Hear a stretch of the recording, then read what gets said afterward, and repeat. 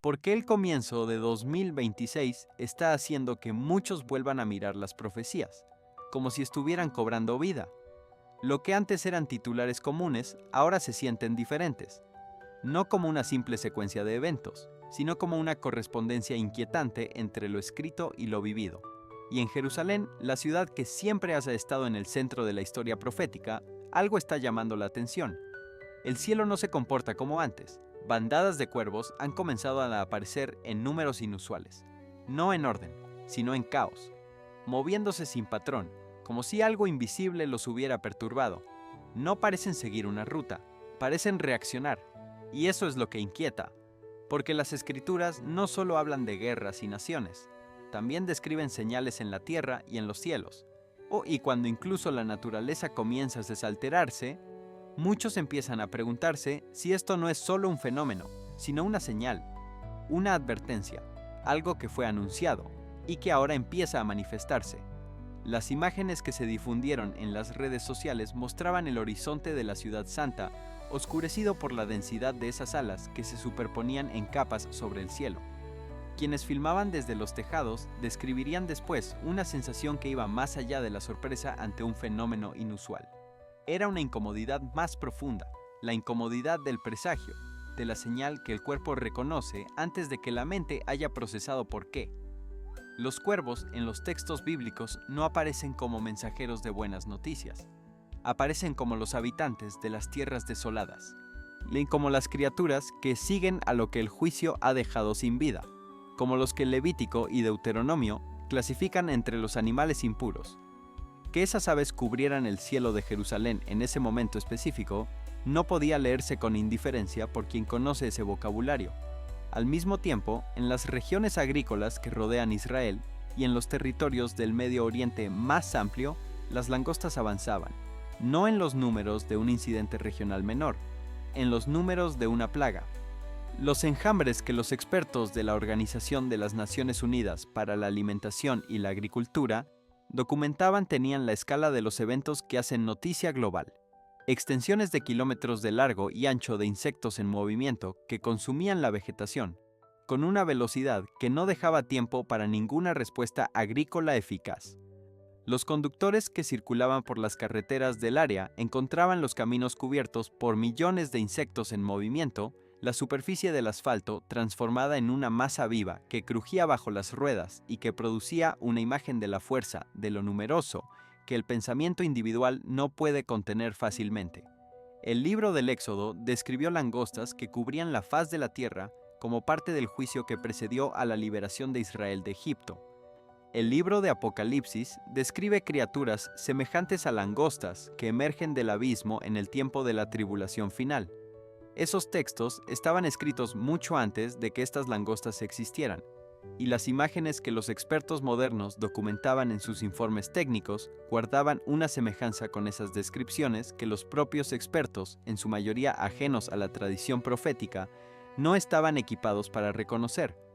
Si este estudio te está despertando, dale like y suscríbete, y comenta, es profecía, si crees que lo que estamos viendo ya fue anunciado.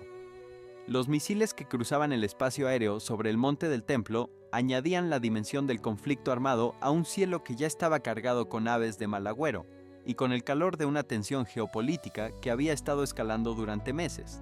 Las sirenas de alerta aérea que perforaban el silencio de los callejones de piedra de la ciudad vieja tenían el poder de transformar en un instante la atmósfera de un lugar que para millones de personas en todo el mundo representa lo más sagrado que existe en la geografía de la Tierra. Los visitantes y los peregrinos que se encontraban dentro de la iglesia del Santo Sepulcro, cuando sonaron las alarmas, quedaron atrapados en el interior, sin poder salir, escuchando a través de las paredes el ruido de un mundo exterior que se había convertido en zona de guerra. Ver las estelas de humo de los misiles cortando el cielo sobre los mismos tejados donde Jesús caminó, sobre las mismas colinas donde los profetas pronunciaron sus palabras, sobre el mismo monte donde, según las tradiciones de fe más antiguas, la historia sagrada llegará a su punto de culminación, produce una disonancia cognitiva que ninguna cantidad de experiencia en seguir las noticias de conflictos puede mitigar por completo. Jesús predijo la destrucción del templo, que se cumplió en el año 70 de la era común, cuando las legiones romanas bajo Tito arrasaron Jerusalén y no dejaron piedra sobre piedra de la estructura que Herodes había ampliado y embellecido. Esa profecía se cumplió con una literalidad que los historiadores documentan. Y las palabras que precedieron a esa profecía en el texto evangélico, las palabras sobre las guerras y los rumores de guerras, sobre las naciones que se levantarán contra naciones, sobre los falsos profetas y las señales en el cielo. Esas palabras tienen el doble horizonte que los teólogos llaman cumplimiento parcial y cumplimiento pleno. Un primer cumplimiento en el año 70 y un cumplimiento final en el tiempo del que el año 70 fue solo prefiguración. Y las imágenes de misiles sobre el espacio aéreo del monte del templo en 2026 pertenecen a ese segundo horizonte, con una claridad que ningún comentario especializado puede hacer más visible de lo que la imagen misma hace. Las nubes de tormenta que se congregaron sobre Jerusalén en el periodo que estamos examinando no llegaron con la gradualidad habitual de los sistemas meteorológicos, que permiten a los pronosticadores darle seguimiento y anunciar su llegada con horas de anticipación.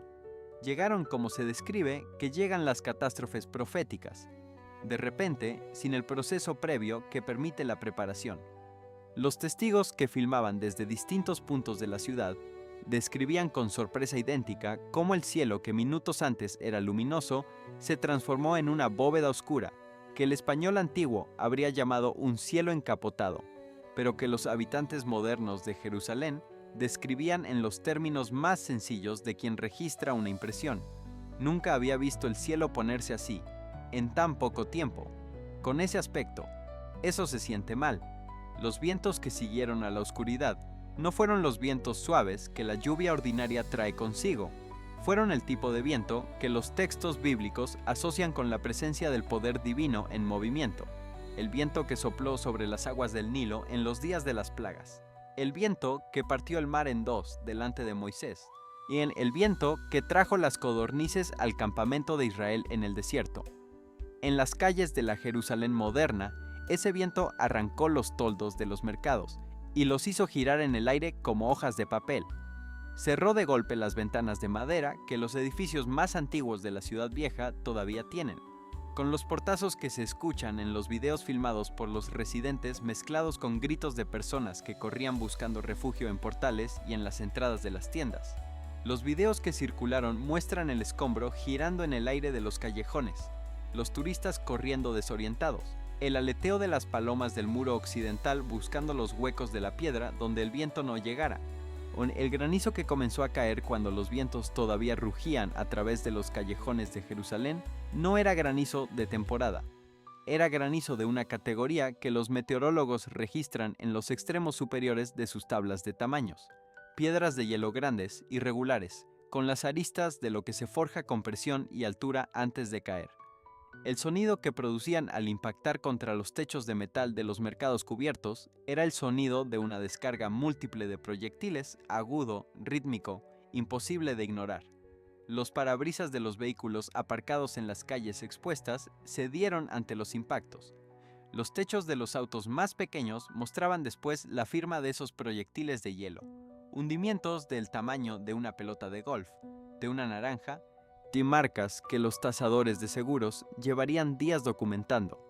Los árboles que habían sobrevivido décadas a lo largo de las aceras de la ciudad mostraban sus ramas desgajadas con el corte limpio del impacto violento.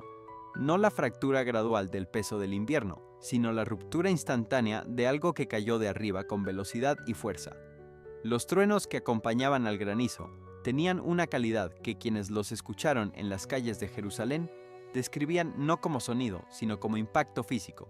No el retumbo distante del trueno que se escucha a varios kilómetros y que llega al oído suavizado por la distancia. El trueno que crujía sobre la ciudad vieja llegaba con la inmediatez de algo que está justo encima, que sacude el aire en el que uno está parado, que se siente en el pecho antes de que el cerebro lo registre como sonido. Las ventanas temblaban en sus marcos. Los animales domésticos se agitaban. Las personas que habían podido refugiarse dentro de los edificios escuchaban a través de las paredes gruesas de piedra caliza de la ciudad el intermitente fragor de ese cielo que se partía sobre ellos. Y en los videos filmados por quienes se atrevían a apuntar sus cámaras hacia arriba desde los resguardos de los portales, los relámpagos que desgarraban las nubes producían una luz tan intensa y tan repentina que transformaban la oscuridad de la tormenta en una fracción de segundo del día más brillante imaginable, antes de que la oscuridad volviera a cerrarse sobre la ciudad. En medio de ese granizo y de esos relámpagos, en los videos que los residentes grababan desde sus ventanas y desde los umbrales de sus puertas, se podía ver algo que añadía una dimensión adicional a la experiencia de la tormenta. En el fondo del cielo oscurecido, entre los destellos de los relámpagos y las columnas de agua que caían, las estelas de humo de los misiles todavía eran visibles, delgadas líneas grises que el viento iba deshaciendo lentamente.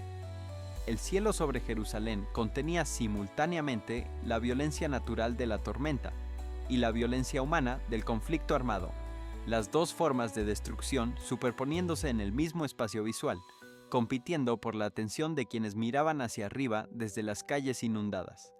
Los textos bíblicos que hablan del granizo como instrumento del juicio divino no son textos marginales ni oscuros en la tradición. En el libro de Éxodo, el granizo que cayó sobre Egipto era tan violento que el propio faraón lo reconoció como señal de la mano de Dios.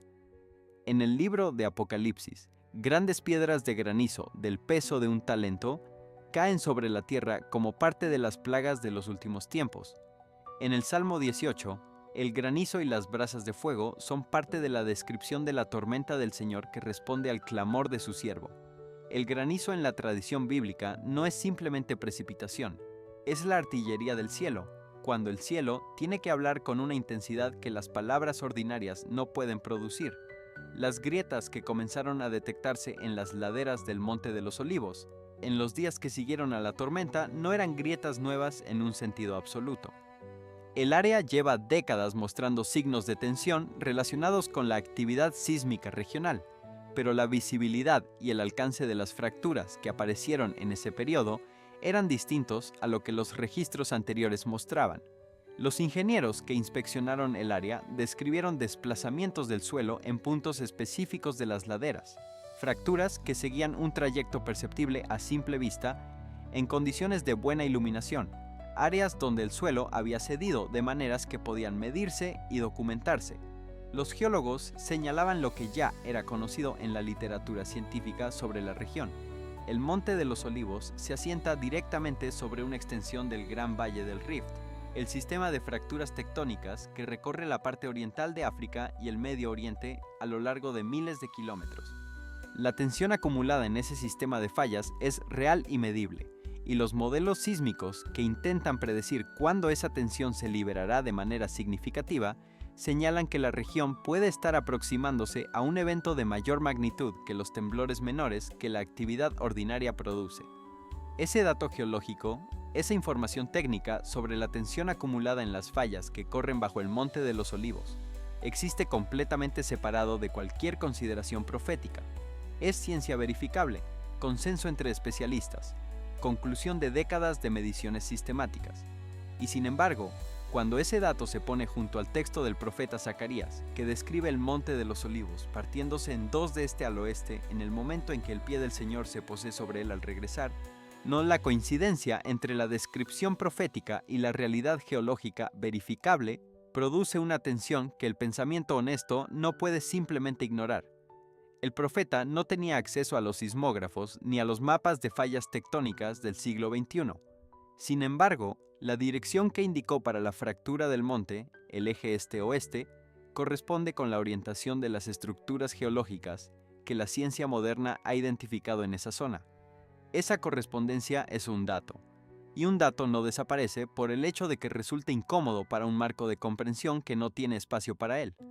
Los sonidos que los habitantes de varias ciudades israelíes comenzaron a reportar durante ese periodo pertenecían a la misma categoría de fenómenos que en los meses anteriores habían sido documentados en Jerusalén. Sonidos profundos, metálicos, que resonaban a través del aire con la calidad de lo que no tiene fuente identificable en ningún punto específico del horizonte, sino que parecen emanar del cielo en general, o del suelo en general, o de ambos a la vez. En Tel Aviv, en Petah Tikva, En ciudades que estaban a decenas de kilómetros de Jerusalén, las personas salían a sus balcones y a las calles con el mismo gesto de quien busca con los ojos lo que los oídos están registrando, el gesto universal de la búsqueda de la fuente del sonido, y la misma experiencia universal de no encontrarla. Los sonidos no correspondían a ningún equipamiento militar, ningún vehículo, ninguna obra de infraestructura, ninguna actividad industrial que las autoridades que investigaron los reportes pudieran identificar. La investigación no encontró fuente. El sonido simplemente había estado allí. Había durado lo suficiente para ser grabado por numerosos dispositivos, y luego había cesado sin dejar rastro técnico de su origen. El libro de Apocalipsis describe a 7 ángeles que se preparan para tocar sus trompetas como parte de la secuencia de eventos que señalan el despliegue de los grandes juicios de los últimos tiempos. En el libro de Joel, la trompeta suena en Sión como alarma sobre el Monte Santo antes del gran día del Señor. En el texto del apóstol Pablo, la última trompeta señala el momento de la transformación irreversible de los creyentes. La trompeta o el cuerno en los textos proféticos es el instrumento que el cielo usa para anunciar que algo de importancia extraordinaria está a punto de ocurrir o está ocurriendo. No es decoración musical, es comunicación urgente. Y los sonidos que los residentes de las ciudades israelíes registraban en sus teléfonos, sin poder explicar su origen ni su naturaleza técnica, tienen la misma calidad que esa función profética de la trompeta. El sonido que precede a algo más grande que el sonido mismo. Las redes de monitoreo sísmico global registraron en el periodo de 24 horas que coincidió con los eventos de Jerusalén, algo que los sismólogos describieron como inusualmente activo, incluso para un planeta cuya corteza está en movimiento permanente. Más de 130 temblores fueron detectados por las estaciones de monitoreo distribuidas por el mundo. El más poderoso fue un sismo de magnitud 6,3 en la costa de Chile, una región que forma parte del Cinturón de Fuego del Pacífico y que tiene actividad sísmica frecuente de por sí. Pero la dispersión geográfica de los demás eventos del registro de ese periodo era lo que llamaba la atención de los especialistas. Temblores a lo largo de la dorsal mesoatlántica en el fondo del océano, sismos en regiones de Asia Central, donde las montañas de Eurasia siguen su lenta colisión, y un temblor en Carolina del Sur, en el sureste de los Estados Unidos, que los geofísicos señalaron como especialmente inusual, dado que esa región no corresponde a ninguna zona de alta sismicidad conocida. Los sismos, las erupciones volcánicas de distintos puntos del planeta que los observatorios registraban en ese periodo con una frecuencia elevada, o las erupciones de barro en lugares donde normalmente el suelo permanece estable. Todo ese conjunto de movimientos en la corteza del planeta producía la impresión de un mundo que está ajustando sus placas con una urgencia que no tiene en los periodos de estabilidad ordinaria. Los volcanes que mostraban signos de actividad aumentada añadían columnas de humo y de vapor al inventario de señales que el periodo acumulaba. La Tierra no es la superficie firme e inamovible que la vida cotidiana nos lleva a dar por sentada. Es una corteza relativamente delgada, que flota sobre material fundido en movimiento, que se ajusta y se reequilibra constantemente siguiendo dinámicas que los instrumentos modernos pueden medir, pero que la voluntad humana no puede controlar. Cuando esa corteza muestra un periodo de actividad aumentada en múltiples puntos simultáneamente, produce en los observadores una sensación que va más allá de la información técnica, la sensación de que el suelo bajo los pies no es tan fijo como parecía. Las palabras de Jesús en el Evangelio de Lucas sobre los grandes terremotos en distintos lugares que señalarían los tiempos que preceden a los eventos finales, tienen esa especificidad geográfica que ahora resulta significativa, en distintos lugares, no en un solo lugar, no un único gran terremoto que cambie toda la historia sísmica, sino terremotos en distintos puntos del planeta, parte de un patrón de actividad distribuida que el monitoreo global hace posible documentar con la precisión que las generaciones anteriores no tenían. El texto fue escrito en un tiempo en que los instrumentos sísmicos no existían. Fue escrito como observación de lo que sería visible a los ojos de quienes vivieran en ese tiempo, y lo que describe la actividad sísmica distribuida geográficamente que ocurre en el mismo periodo que las demás señales que el texto enumera, es exactamente lo que los instrumentos modernos están documentando ahora. Los relámpagos que siguieron al granizo sobre Jerusalén produjeron imágenes que circularon ampliamente como documentación visual del evento meteorológico. Pero entre esas imágenes había una que concentró la atención de los observadores más que las otras. Un rayo que golpeó directamente un árbol de gran tamaño que se encontraba en las laderas que descienden hacia el Valle del Cedrón, el profundo barranco que separa Jerusalén del Monte de los Olivos. El árbol llevaba décadas en ese lugar. Los residentes del área lo conocían como referencia geográfica, y el relámpago lo partió instantáneamente, con una fuerza que los testigos describieron como una explosión más que un simple impacto atmosférico. El tronco se dividió de arriba abajo con una limpieza que la electricidad produce cuando descarga toda su energía en un punto. Las raíces fueron arrancadas del suelo por el impacto. Los fragmentos del árbol quedaron dispersos por la ladera, y el humo del impacto formó por unos minutos una columna visible desde varios puntos de la ciudad. El Salmo 29 describe con una intensidad poética, que es también teológica, la voz de Dios moviéndose sobre las aguas, partiendo los cedros, haciendo saltar llamas de fuego, sacudiendo el desierto. En ese texto, la tormenta no es solo la tormenta. Es la voz de Dios moviéndose por el mundo de manera perceptible, para quienes tienen la capacidad de reconocerla. Los relámpagos, que en ese salmo se llaman llamas de fuego, no son la electricidad atmosférica de los manuales de física. Son la expresión visible de una presencia que el texto atribuye a la misma fuente de toda la realidad. Leer ese salmo después de ver los videos del relámpago que partió el árbol en las laderas del Valle del Cedrón produce una resonancia que no depende de ningún esfuerzo interpretativo. La imagen misma, el árbol partido por el rayo en el barranco que separa Jerusalén del Monte de los Olivos, tiene una calidad que el lenguaje poético del Salmo captura mejor que el informe técnico del meteorólogo. La secuencia de fenómenos que se superpusieron sobre Jerusalén en ese periodo tenía una cualidad que los testigos describían repetidamente con la misma palabra: secuencia, no eventos aislados que ocurrían uno después de otro por simple acumulación cronológica. Una secuencia con una lógica interna, donde cada elemento parecía responder al anterior y preparar el siguiente.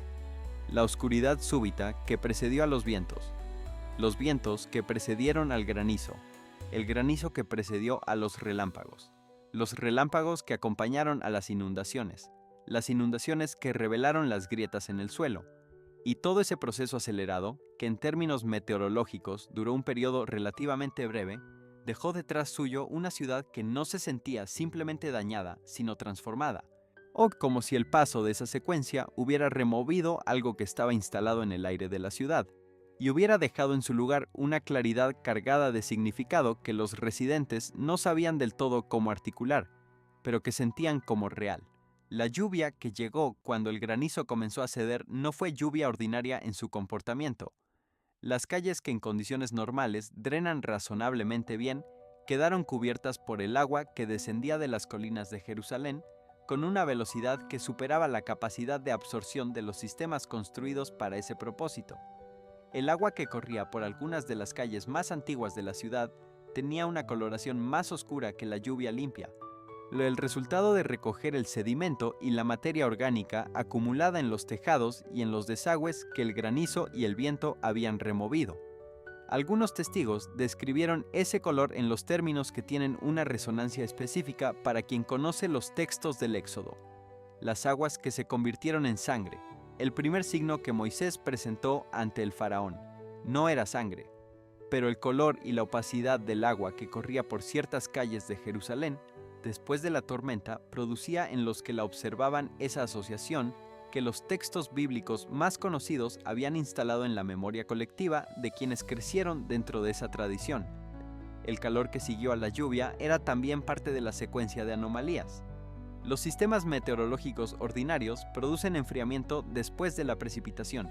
En ese caso, mientras las nubes todavía colgaban sobre la ciudad y las calles seguían húmedas, el aire se volvió pesado y cálido de una manera que los residentes describían como sofocante. La combinación de humedad y calor que producía esa atmósfera era la combinación que el cuerpo humano experimenta como la más agobiante, porque neutraliza los mecanismos de regulación térmica que dependen de la evaporación del sudor. Las personas que intentaban moverse por las calles después de la tormenta reportaban una sensación de esfuerzo adicional, de resistencia del aire mismo a su movimiento, que iba más allá de la incomodidad meteorológica ordinaria. Toda esa secuencia, toda esa superposición de fenómenos que individualmente podían explicarse pero que juntos producían un patrón que ninguna explicación individual abarcaba, o que se producía en el único lugar del planeta donde cada uno de esos fenómenos tiene una resonancia profética específica. No en una ciudad aleatoria, en Jerusalén, en el lugar donde los textos dicen que los eventos del fin de los tiempos se concentrarán. Esa especificidad no es el producto de la proyección de los creyentes sobre eventos que podrían haberse producido en cualquier lugar.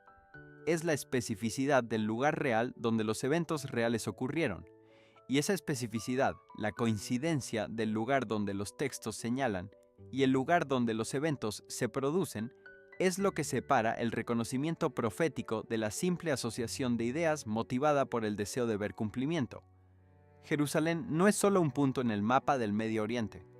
Es el único lugar del planeta donde tres de las principales tradiciones religiosas de la humanidad convergen en un mismo espacio físico con un grado de superposición que hace imposible separar su significado para una de ellas del significado que tiene para las otras dos. Para el judaísmo, Jerusalén es la ciudad que David conquistó y que Salomón coronó con el templo, el lugar donde la presencia de Dios habitó de manera especial entre su pueblo, el lugar al que el pueblo judío ha mirado durante 2000 años de dispersión, como el punto de orientación de su esperanza más profunda. La frase que cierra el Seder de Pesaj, el próximo año en Jerusalén, no es un eslogan turístico.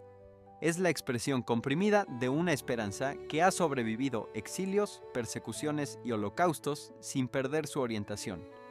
Y esa esperanza señala hacia el templo reconstruido, hacia el reinado del Mesías davídico, hacia la restauración de la vida nacional del pueblo de Israel en su tierra en plenitud. Para el cristianismo, Jerusalén es la ciudad donde Jesús realizó su entrada triunfal sobre un burro cumpliendo la profecía de Zacarías. Es la ciudad donde fue crucificado, donde el velo del templo se rasgó de arriba abajo en el momento de su muerte, y donde la tumba amaneció vacía el tercer día. Es también la ciudad desde cuyas afueras Jesús ascendió al cielo, prometiendo que volvería de la misma manera que había partido. Y es la ciudad a la que, según el libro de Apocalipsis, el Mesías regresará para establecer su reino de 1000 años. Para los cristianos que siguen de cerca los eventos de Tierra Santa con atención profética, hoy cada desarrollo en esa ciudad es potencialmente una pieza del mosaico cuyo diseño completo los textos del Nuevo Testamento describieron con 2000 años de anticipación. Para el Islam, Jerusalén es Al-Quds, la ciudad sagrada, la tercera en importancia después de la Meca y Medina. La mezquita Al-Aqsa, que se encuentra en la explanada del templo, y el Domo de la Roca, que se eleva sobre ese mismo espacio, son dos de los lugares más sagrados para los 1.500 millones de musulmanes del mundo. La tradición islámica del Isra y el Miraj, el viaje nocturno del profeta y su ascensión al cielo, está ubicada en ese mismo lugar. Y la escatología islámica también concede a Jerusalén un papel central en los eventos finales de la historia. Tres tradiciones, un espacio, no un nivel de significado espiritual que ninguna otra ciudad del mundo puede reclamar. Esa triple sacralidad es lo que hace que cualquier evento que ocurra en Jerusalén resuene de maneras que van mucho más allá de la región geográfica inmediata. Cuando los misiles cruzan el espacio aéreo sobre el monte del templo, no es solo una noticia de conflicto regional. Es un evento que potencialmente afecta los sentimientos religiosos de miles de millones de personas en todos los continentes. Cuando la tormenta daña estructuras antiguas en la ciudad vieja, no es solo un informe de daño de patrimonio, es una perturbación en uno de los lugares más cargados de significado de la historia de la humanidad. Y cuando las grietas aparecen en las laderas del Monte de los Olivos, no es solo un dato geológico, es el potencial primer movimiento de algo que el libro de Zacarías describió con palabras que han resonado en la lectura de oraciones de judíos, cristianos y musulmanes por milenios. La profecía de Zacarías 12:3, que dice que Jerusalén será una piedra pesada para todos los pueblos, y que los que intenten levantarla serán heridos, es una de esas afirmaciones que la historia moderna de la ciudad va ilustrando. con una regularidad que los analistas seculares pueden observar aunque no tengan el vocabulario para interpretarla dentro del marco profético. Las negociaciones diplomáticas sobre el estatus de Jerusalén han fracasado con una consistencia que supera la probabilidad estadística del fracaso en negociaciones de esta complejidad. Los líderes que han intentado imponer soluciones sobre la ciudad han enfrentado consecuencias en sus propios países que los analistas atribuyen a factores completamente distintos, pero que desde la perspectiva del texto profético tienen una coherencia específica. La ciudad que Dios declaró como el lugar de su nombre no es una ciudad sobre la que el poder humano pueda ejercer el tipo de control que ejerce sobre otros territorios. Esa es la afirmación de los textos. Y la historia verificable de los intentos de control sobre Jerusalén proporciona más evidencia en favor de esa afirmación que en contra. La categoría del patrón es fundamental para entender lo que los textos proféticos piden de sus lectores. El capítulo 24 de Mateo no dice: «Cuando veas un gran terremoto en el Monte de los Olivos, sabrás que el fin está cerca». Dice: «Cuando veáis todas estas cosas». El plural es decisivo. La condición no es la presencia de un evento extraordinario singular. La condición es la presencia simultánea de un conjunto de eventos que forman un patrón que se corresponde con el patrón que el texto describe.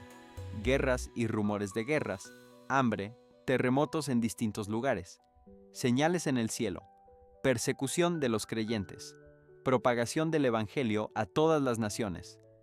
El texto no especifica la magnitud de ninguno de esos elementos individualmente. Especifica su convergencia, su aparición simultánea en el mismo periodo histórico. Esa convergencia es lo que distingue el momento actual de otros momentos de crisis en la historia moderna. Ha habido guerras más devastadoras en los últimos siglos. Ha habido terremotos de mayor magnitud. Ha habido tormentas más destructivas. Pero la confluencia de todos esos tipos de eventos en el mismo periodo, sobre el mismo lugar que los textos señalan, con la densidad y la especificidad que hemos documentado, es la que hace que el reconocimiento de un patrón sea algo más que la tendencia humana natural a ver patrones donde no los hay necesariamente. El patrón que estamos observando tiene una correspondencia con la descripción previa que supera la coincidencia aleatoria en grado suficiente como para que la pregunta de si estamos ante su cumplimiento sea una pregunta legítima y urgente. La historia ha producido muchos periodos en que observadores perspicaces vieron señales y anunciaron la proximidad del fin de los tiempos, y el fin no llegó en la forma que habían anticipado. Ese dato es real y debe tenerse en cuenta. No elimina la posibilidad de que en algún momento el patrón sea finalmente el del cumplimiento pleno, y no solo del cumplimiento parcial o del eco anticipatorio. Pero sí impone una humildad sobre la certeza con que se afirma que ese momento es ahora, la humildad que los textos mismos imponen cuando dicen que nadie conoce el día ni la hora.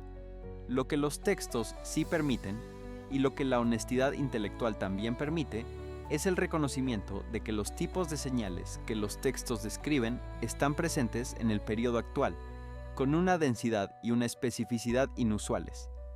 Ese reconocimiento no requiere la certeza de la fecha, requiere solo la atención que cualquier acumulación significativa de evidencia de cualquier tipo merece.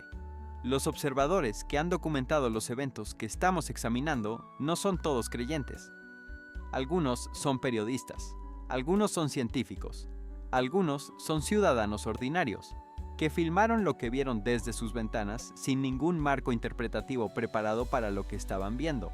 La documentación de estos eventos no es el producto de una comunidad religiosa buscando confirmación de sus creencias. Es el producto de personas diversas que registraron lo que ocurrió frente a sus ojos.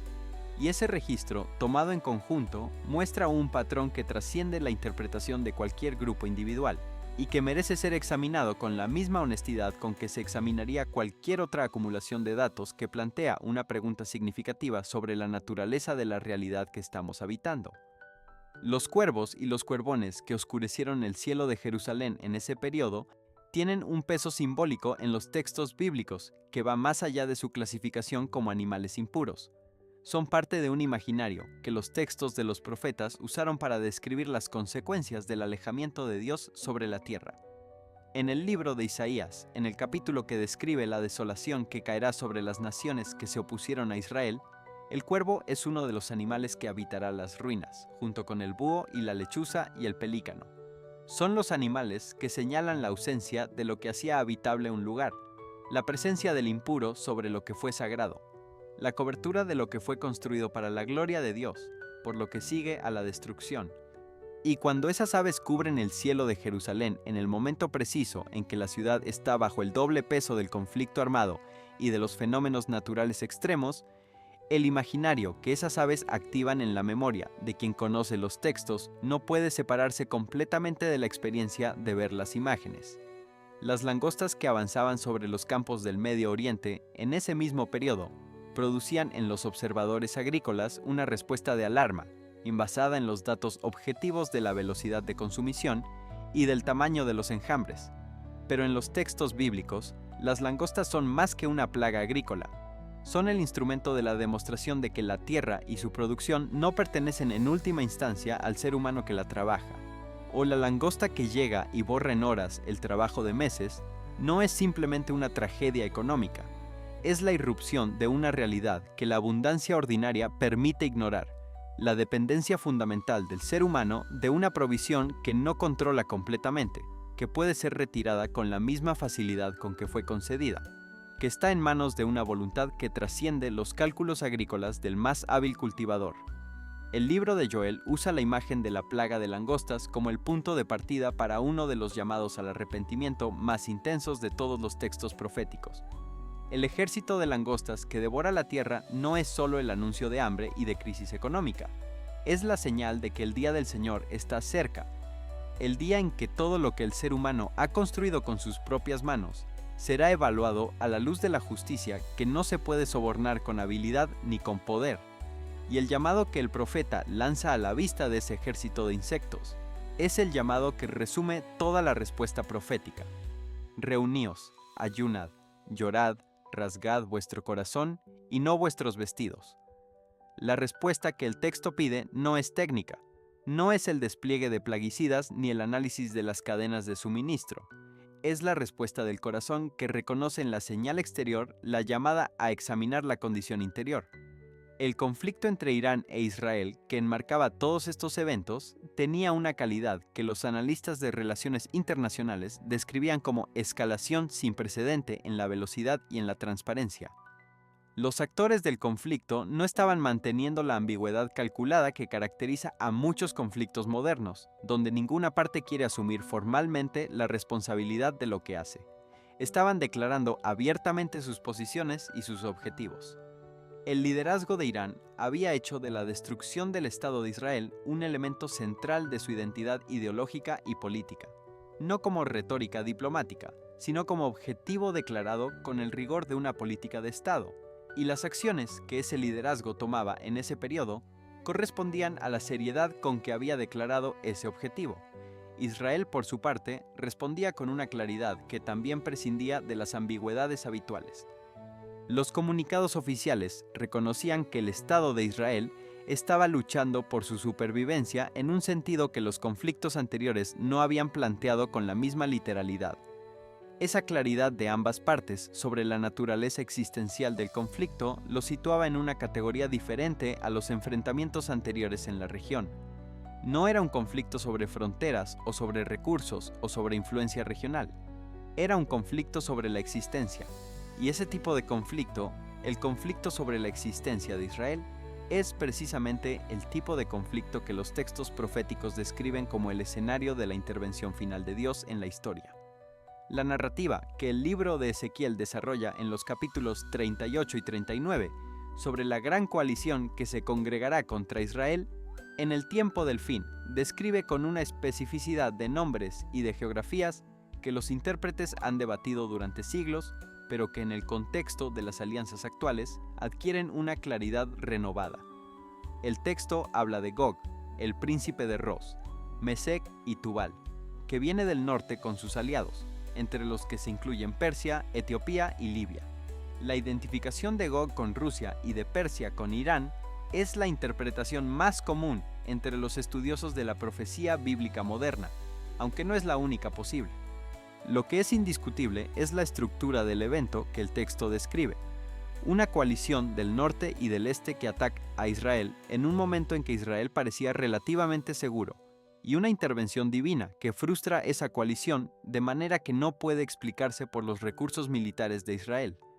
El contexto geopolítico actual, con Rusia e Irán alineados en distintos aspectos de la política regional, y con Israel enfrentando la amenaza de esa alineación, produce una correspondencia con la estructura del texto, que los observadores informados de ambos lados del debate sobre la profecía reconocen como notable.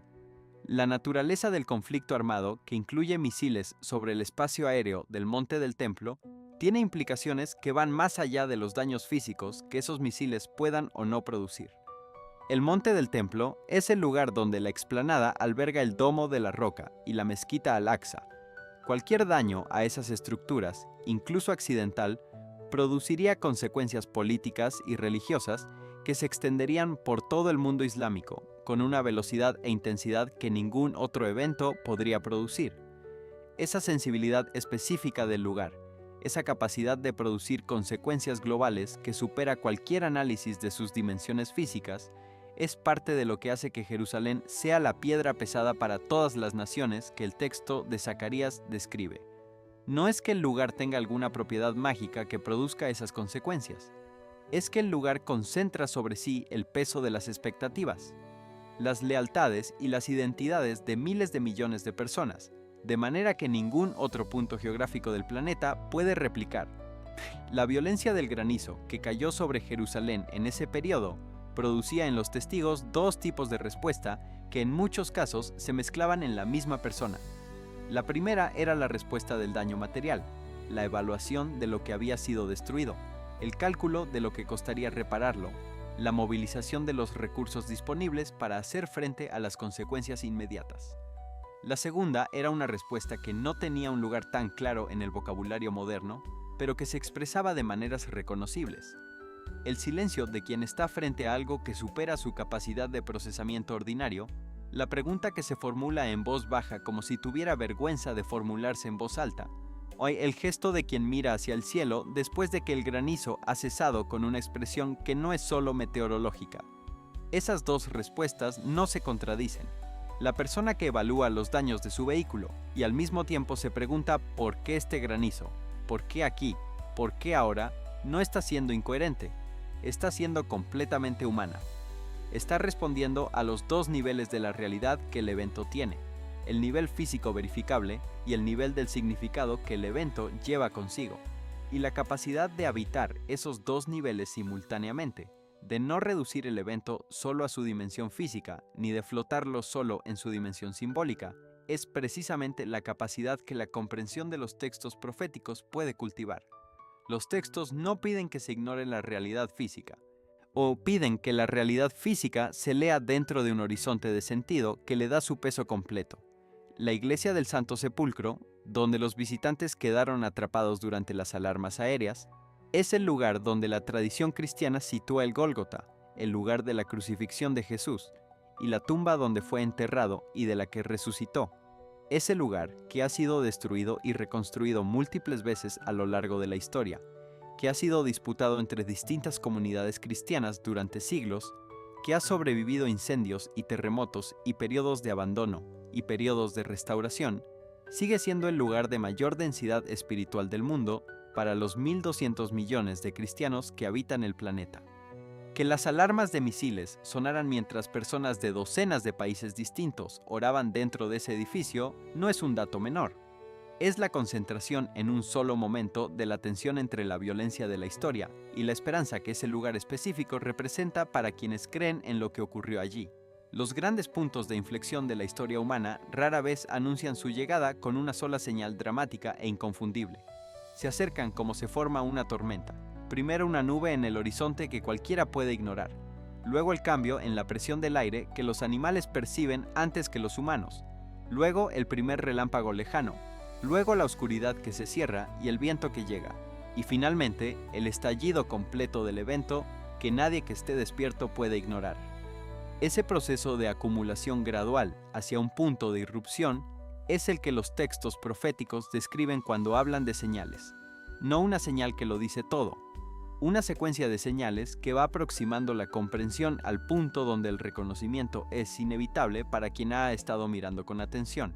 El texto de Mateo 24 es el documento más completo de esa pedagogía de las señales en todo el Nuevo Testamento. Jesús no da a sus discípulos un cronograma con fechas. Les da un conjunto de características que permitirán reconocer la proximidad de los eventos que describe. Guerras y rumores de guerras, conflictos que se generalizan y cuya escala supera la capacidad de los sistemas políticos de contenerlos. Hambre, la retirada de la provisión ordinaria de alimentos que la plaga de langostas señala. Terremotos en distintos lugares, la actividad sísmica distribuida que los monitores globales documentan. Señales en el cielo, los fenómenos atmosféricos y astronómicos, que no corresponden a los ciclos ordinarios. El evangelio predicado a todas las naciones, la difusión de la tradición bíblica que el mundo moderno, con sus tecnologías de comunicación, ha acelerado más allá de cualquier precedente histórico. Y cuando todo eso ocurra junto, dice el texto, sabed que Él está cerca, a las puertas. La frase a las puertas tiene una resonancia especial cuando se lee en el contexto de la puerta del este de Jerusalén, que permanece sellada desde el siglo XVI. El profeta Ezequiel describe esa puerta como la que Dios cerró y que solo Él volverá a Aslan a abrir. La tradición judía la identifica como la puerta por la que el Mesías entrará cuando venga. La tradición cristiana ve en ella la puerta por la que Jesús pasó en su entrada triunfal a Jerusalén y por la que regresará cuando vuelva. Las vibraciones sísmicas que se han detectado en sus cimientos en el periodo que estamos examinando son el eco de algo que está moviéndose en las estructuras más profundas del suelo sobre el que esa puerta se asienta. La puerta que fue sellada para que no se abriera está mostrando signos de que algo la está moviendo desde adentro o desde abajo, con la paciencia de quien sabe que el tiempo de su apertura no depende de ningún poder humano. Los habitantes de Jerusalén que vivieron los eventos de ese periodo no son una categoría homogénea. Son judíos y árabes, religiosos y seculares, personas con generaciones de historia en la ciudad y personas que llegaron a ella hace apenas unos años. Sus marcos de interpretación son diferentes. Sus vocabularios para describir lo que experimentaron son diferentes. Pero en sus descripciones de la calidad de ese periodo, más allá de los hechos específicos que cada uno documenta, hay una consistencia que no puede explicarse solo por el hecho de haber vivido el mismo evento meteorológico o el mismo conflicto armado. Describen algo en el ambiente de la ciudad que no se puede reducir a los datos físicos. Una densidad, una gravedad, una sensación de que algo importante está en proceso. Esa consistencia transversal en la descripción de la calidad del periodo, por parte de personas con marcos de referencia tan distintos, es uno de los datos más significativos del conjunto. La manera en que el Valle del Cedrón conecta a Jerusalén con el Monte de los Olivos es más que una descripción topográfica. Es la conexión geográfica entre los dos lugares más cargados de expectativas proféticas de la tradición cristiana sobre el regreso de Cristo. Desde el jardín de Getsemaní, al pie del Monte de los Olivos en la orilla del Cedrón, Jesús fue llevado a través del barranco hacia la ciudad vieja, en la noche de su arresto.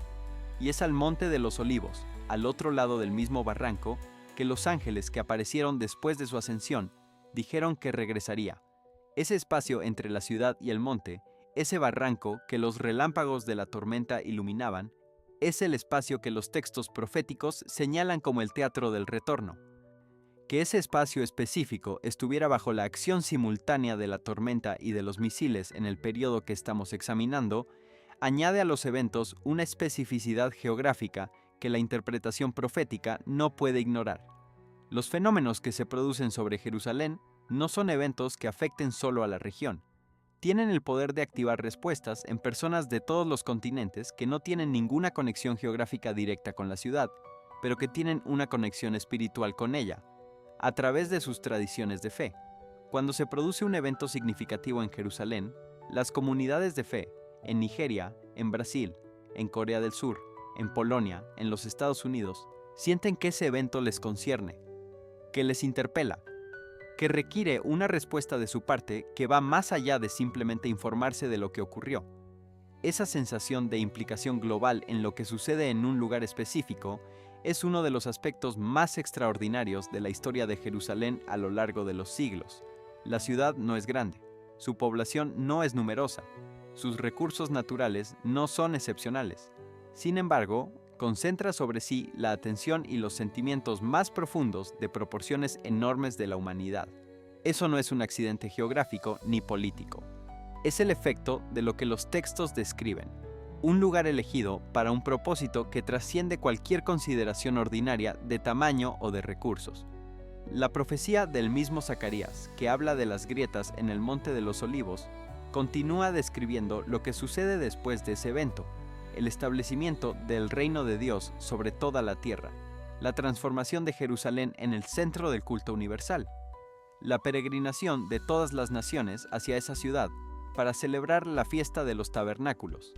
Esa visión no es la visión del fin de la humanidad, es la visión del comienzo de una humanidad restaurada, de una historia que llega a la plenitud que le fue prometida desde el principio. Los dolores de parto que preceden a esa plenitud son reales y violentos, pero el texto no termina en los dolores, termina en el nacimiento. Y el que está leyendo el texto en el momento de los dolores tiene la ventaja de saber a dónde apuntan esos dolores. Y no, lo que cambia completamente la manera en que los atraviesa. El impacto emocional e intelectual de vivir en un periodo donde las señales se acumulan con esta densidad no puede minimizarse. Las personas que toman en serio la tradición profética y que están observando estos eventos están procesando una cantidad de información significativa que plantea preguntas existenciales que en los periodos de relativa calma podían posponerse sin consecuencias inmediatas. La pregunta de qué quiero que mi vida sea, la pregunta de qué tipo de relación quiero tener con las realidades más profundas de la existencia, la pregunta de si la dirección en que estoy caminando es la dirección correcta a la luz de lo que estas señales apuntan. Esas preguntas no son cómodas, pero su incomodidad no es razón para evitarlas. Es razón para tomarlas con la seriedad que merecen, en el espacio de reflexión honesta que cualquier pregunta importante requiere. La respuesta que las tradiciones de fe han elaborado para ese tipo de momento no consiste en proporcionar respuestas fáciles a las preguntas difíciles. Consiste en proporcionar un marco dentro del cual las preguntas difíciles pueden habitarse sin paralizarse. La fe bíblica no es la fe que elimina la duda ni la incertidumbre. Es la fe que permite seguir actuando con intención y con propósito en medio de la duda y la incertidumbre, apoyada en la consistencia del Dios que ha demostrado su fidelidad a través de milenios de historia verificable. Esa consistencia, ese registro de fidelidad, es el fundamento sobre el que reposa la capacidad de confiar que los textos proféticos sobre el futuro también se cumplirán con la misma exactitud con que los textos proféticos sobre el pasado se cumplieron. El momento presente es el momento del que las generaciones anteriores no disponían, el momento de la convergencia de señales que los textos describieron con anticipación, el momento de la pregunta que esas señales formulan, y la respuesta que cada persona da a esa pregunta en su propia vida. No tiene que esperar ningún evento adicional para comenzar. Puede comenzar ahora, en la intimidad de la conciencia, donde ninguna tormenta llega sin ser procesada y donde el significado de lo que se ha visto y escuchado puede convertirse en la orientación de una vida. Eso es lo que las señales piden, y es lo que este momento extraordinario hace posible. El concepto de la vigilancia que Jesús enseñó como la respuesta apropiada a las señales del fin de los tiempos no es el concepto de alguien que se paraliza esperando sin hacer nada. Es el concepto del siervo fiel que el amo encuentra haciendo su trabajo cuando regresa, que ha mantenido su responsabilidad en marcha independientemente de cuánto tiempo el amo tardara en volver. Esa vigilancia activa, ese estado de preparación que no interrumpe la vida, sino que la orienta de una manera específica, es la respuesta que los textos proféticos proponen frente a la acumulación de señales. No el abandono de las responsabilidades ordinarias en anticipación de un evento inminente. La transformación de la manera en que se cumplen esas responsabilidades ordinarias desde una motivación y con una orientación que el reconocimiento de lo que está en movimiento produce en quien lo ha reconocido honestamente. Las personas que durante la historia de las tradiciones de fe han vivido con esa calidad de vigilancia activa han reportado invariablemente una experiencia de mayor claridad, no de mayor ansiedad. La paradoja de vivir con la conciencia de la proximidad del fin es que produce, cuando se hace desde la fe y no desde el miedo, una libertad respecto de las preocupaciones ordinarias que normalmente absorben la energía humana, Las preguntas de estatus social, de acumulación de bienes, de éxito definido por los criterios de la cultura dominante, todas esas preguntas pierden urgencia cuando se las ve a la luz de lo que los textos proféticos describen como el horizonte real de la historia humana. Lo que queda es una claridad sobre lo que importa y lo que no importa, sobre qué tipo de relaciones y de compromisos tienen un peso que trasciende el periodo presente, sobre cómo vivir de una manera que tenga sentido no solo dentro del marco ordinario de la vida cotidiana, sino dentro del marco más amplio de la historia que estos textos describen. El muro occidental que aún queda en pie en Jerusalén es lo que resta del muro de contención que Herodes el Grande construyó alrededor del monte del templo en el siglo I antes de la era común. El templo que ese muro sostenía fue destruido por los romanos en el año 70. Los bloques de piedra caliza que Herodes mandó tallar y colocar con una precisión que los ingenieros modernos siguen admirando, sobrevivieron a esa destrucción y siguen en pie. Y desde la destrucción del templo, ese muro ha sido el lugar más cercano al Santo de los Santos al que los judíos han tenido acceso, el lugar donde la tradición de la oración hacia el templo se ha concentrado durante casi 2000 años. Las grietas de ese muro están llenas de pequeños papeles con oraciones, millones de peticiones que generaciones de creyentes han depositado allí, con la fe de que esas oraciones llegan a su destino aunque el templo ya no esté. Y ahora, en el periodo que estamos examinando, ese muro está más cerca de lo que has estado nunca desde la destrucción del año 70 de volver a ser el muro de contención de un templo que funciona. No porque el muro haya cambiado, sino porque los preparativos para el tercer templo han avanzado hasta el punto en que la reconstrucción ha pasado de ser un sueño a ser un proyecto con planos, con materiales preparados, con sacerdotes formados y con una agenda que, aunque no tiene fechas específicas declaradas, tiene la seriedad de quien cree que el proyecto se completará dentro del horizonte de lo previsible. La formación de los sacerdotes del linaje levítico que el Instituto del Templo ha realizado en los últimos años no es una actividad académica de preservación del conocimiento histórico, es la formación de personas específicas en procedimientos específicos que deberán ser ejecutados cuando el templo esté disponible para el servicio. Los hombres que han pasado por esa formación no son historiadores que estudian cómo se realizaba el servicio del templo en el pasado, son sacerdotes que aprenden cómo realizarlo en el futuro. Esa distinción de tiempo es fundamental. El conocimiento que preservan está orientado hacia adelante, no hacia atrás.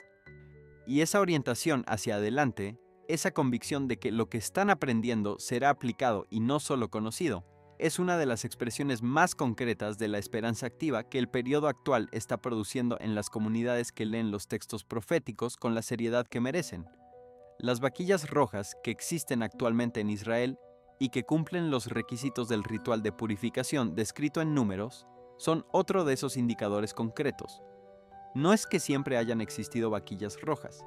El requisito es tan específico que en toda la historia del templo, solo 9 cumplieron los requisitos y fueron usadas. En los 2000 años desde la destrucción del segundo templo, ninguna ha sido preparada porque no había templo donde usarlas y porque el sistema de purificación ritual se había interrumpido. La existencia actual de vaquillas que cumplen los requisitos en suelo israelí, cuidadas con la atención específica que el proceso ritual requiere, es la señal de que alguien está tomando en serio no solo la construcción del templo, sino los prerequisitos rituales que el servicio del templo necesita para ser válido según la ley que lo regula. Las señales que se producen sobre Jerusalén y alrededor del mundo en este periodo son señales de un tipo que requiere interpretación. No son mensajes escritos en caracteres que cualquier persona podría leer sin preparación. Son señales escritas en el idioma de los fenómenos naturales y de los eventos geopolíticos. Un idioma que solo se vuelve legible para quien tiene el texto que lo descifra. Ese texto es la tradición profética bíblica. Y la habilidad de leer ese idioma no requiere títulos académicos ni afiliación a ninguna institución religiosa específica. Requiere familiaridad con los textos que describen los eventos que estamos viviendo, con una especificidad que no puede atribuirse a la generalidad suficiente de toda afirmación para que eventualmente parezca corresponder con algo. Las afirmaciones son específicas, las correspondencias son verificables, y el proceso de verificarlas está al alcance de cualquier persona que esté dispuesta a tomar en sus manos los textos y comparar lo que dicen con lo que los registros documentan. El periodo de los llamados dolores de parto, que Jesús usa como imagen para describir las señales del fin de los tiempos, tiene un horizonte explícito en el texto.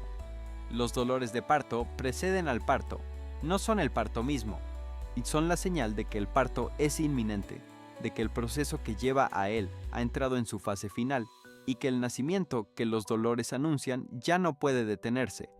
Esa imagen tiene una lógica que cualquier persona que haya estado cerca de un nacimiento reconoce.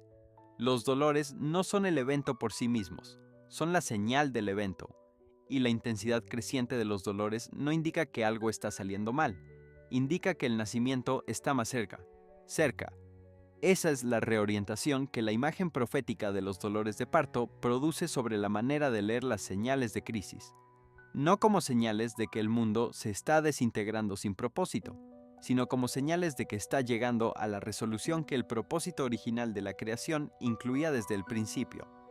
Las naciones que históricamente han intentado controlar Jerusalén o determinar su estatus sin el acuerdo de Israel, han enfrentado consecuencias que los análisis causales ordinarios tienen dificultad para conectar con esas políticas.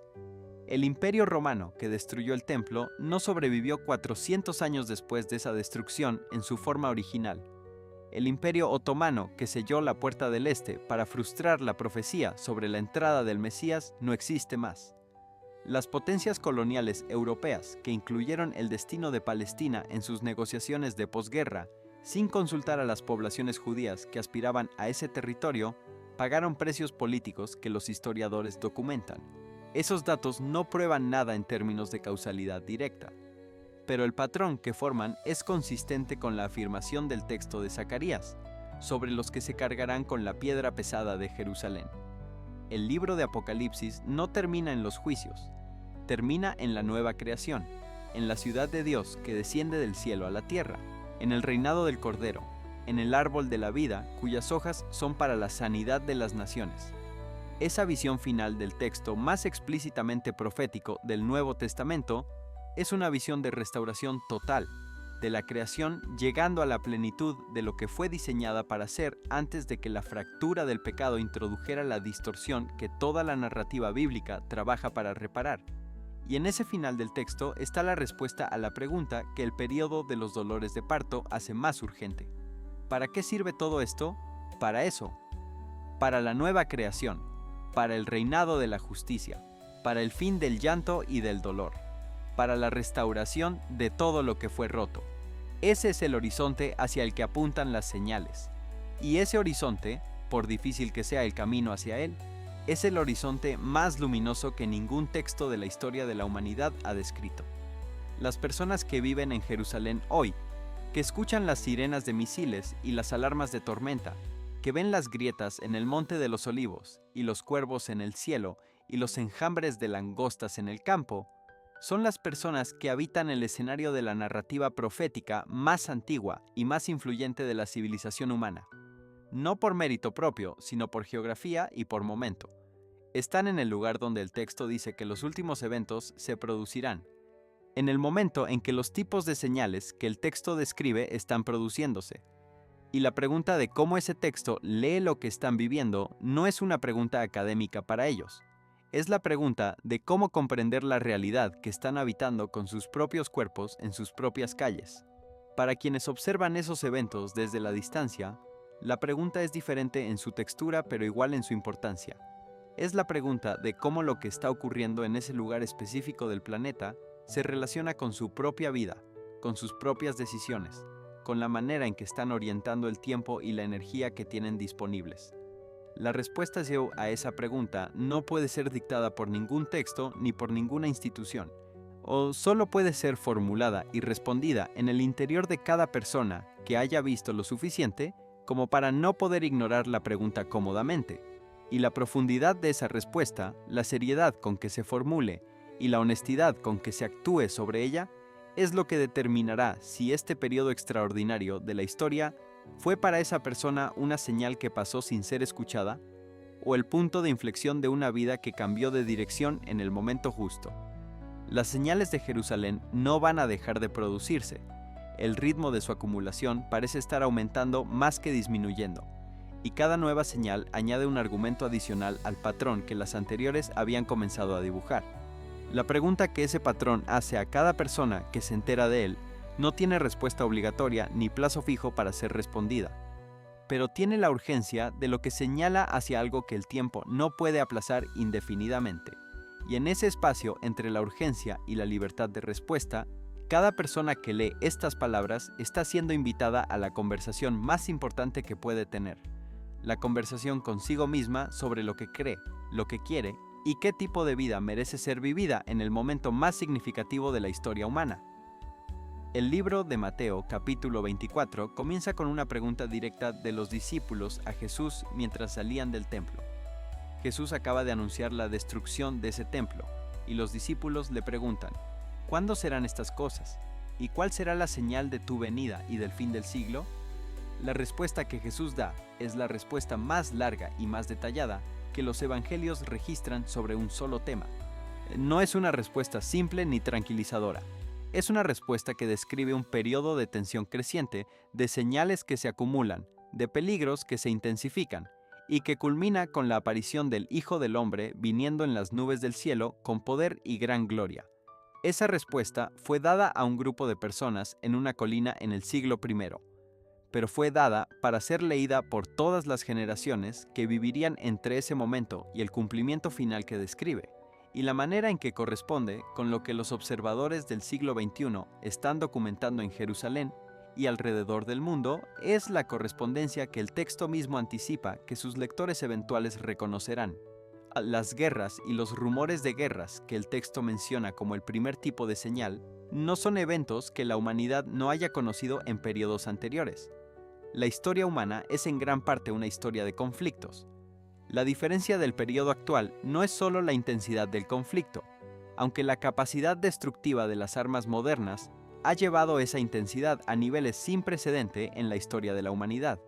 La diferencia es la combinación del conflicto con los demás tipos de señales que el texto describe, y la concentración específica de esa combinación sobre el lugar que el texto señala, Jerusalén y la tierra de Israel. El conflicto entre Irán e Israel no es simplemente uno más de los numerosos conflictos que ocurren en el mundo en cualquier periodo histórico dado. Es el conflicto sobre la existencia de un estado específico en el lugar específico que los textos proféticos señalan como el teatro de los eventos finales. Esa especificidad le da un peso que el análisis de los conflictos ordinarios no captura. La cuestión del hambre, que el texto de Mateo menciona como parte del patrón de señales, también tiene su expresión en el periodo actual en formas que no siempre son tan obvias como los periodos históricos de hambruna directa. La inseguridad alimentaria global que produce la combinación de conflictos, de perturbaciones climáticas y de la plaga de langostas que destruye cosechas en regiones agrícolas clave no tiene la visibilidad mediática de otros tipos de crisis. Pero sus consecuencias reales, medidas en el número de personas que no tienen acceso garantizado a alimentos suficientes, son de una escala que supera la de muchos periodos históricos que se recuerdan como de gran hambruna. Y la langosta, ese instrumento bíblico del retiro de la provisión, está avanzando sobre campos en la región que más directamente rodea la tierra de Israel.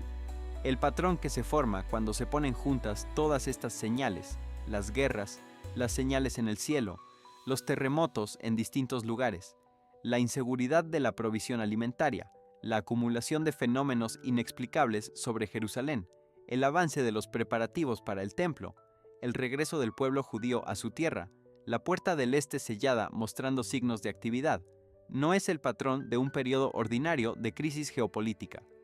Es el patrón de algo que los textos más antiguos de la tradición bíblica describieron con siglos de anticipación, y que el presente está realizando con una fidelidad que supera la coincidencia estadística.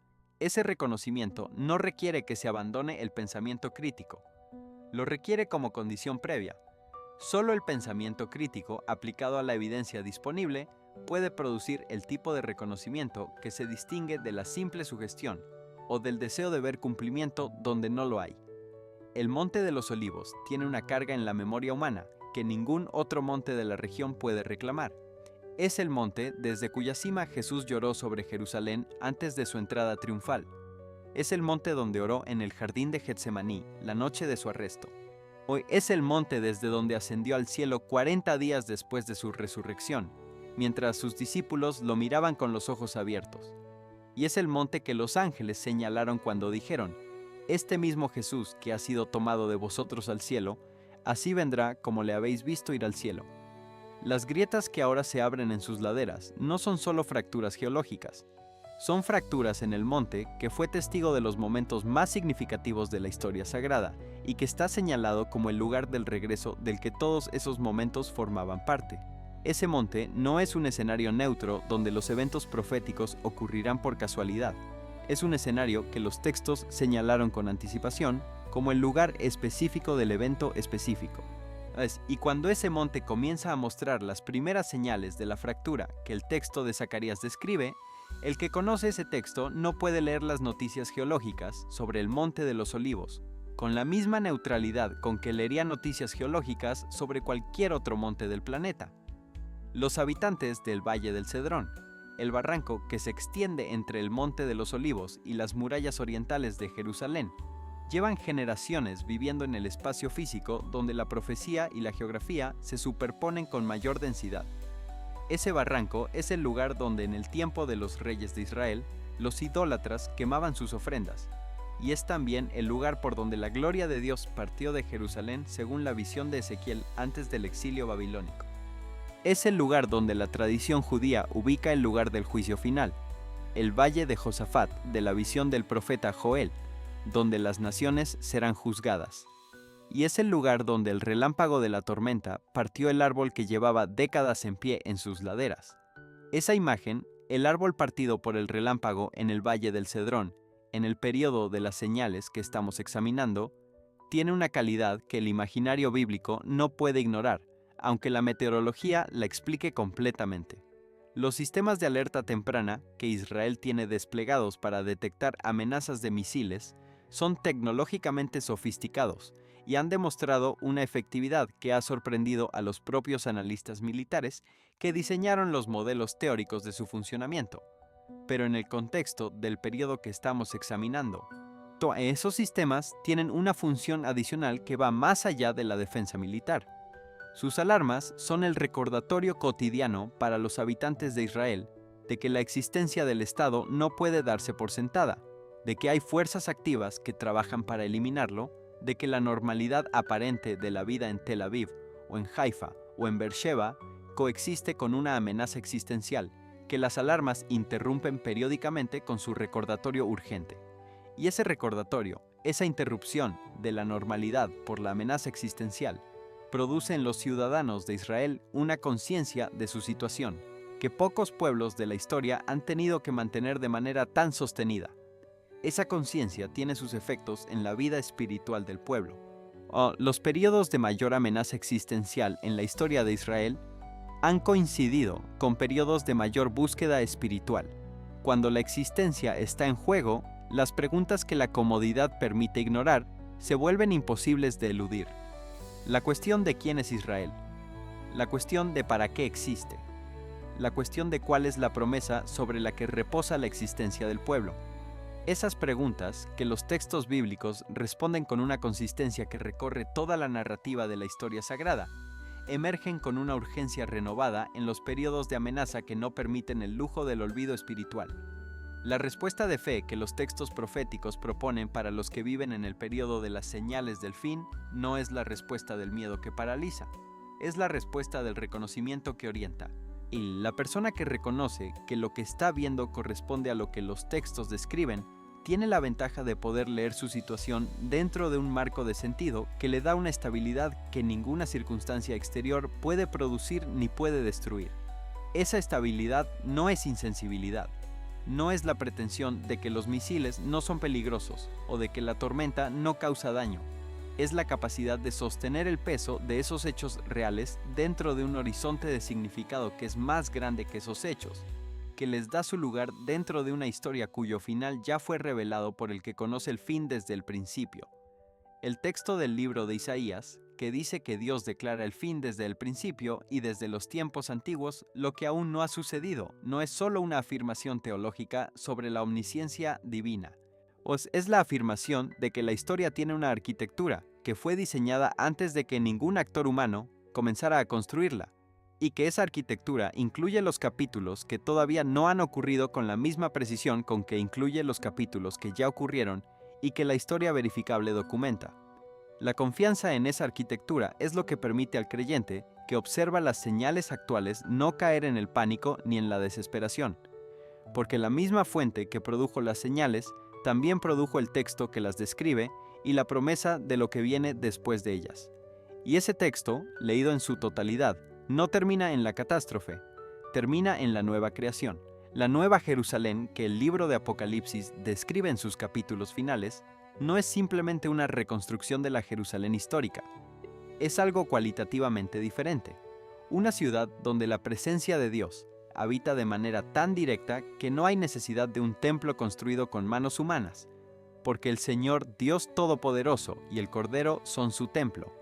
Una ciudad donde no hay más mar, no más llanto, no más dolor, no más muerte.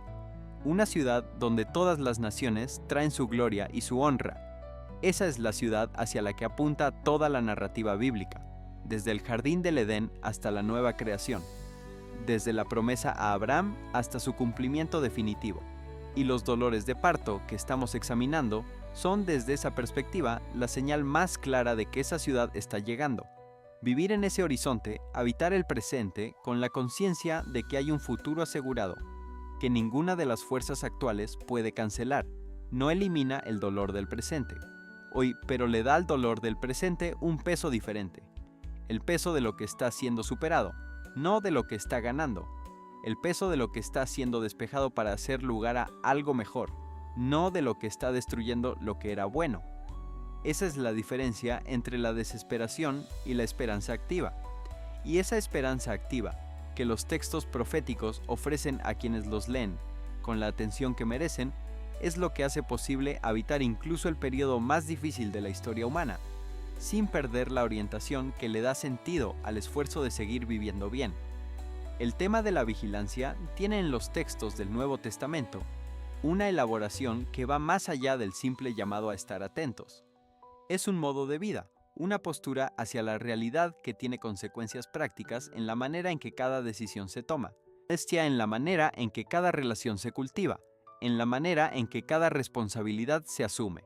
El siervo vigilante de las parábolas de Jesús no es quien suspende todas sus actividades para mirar hacia el cielo esperando que el amo aparezca.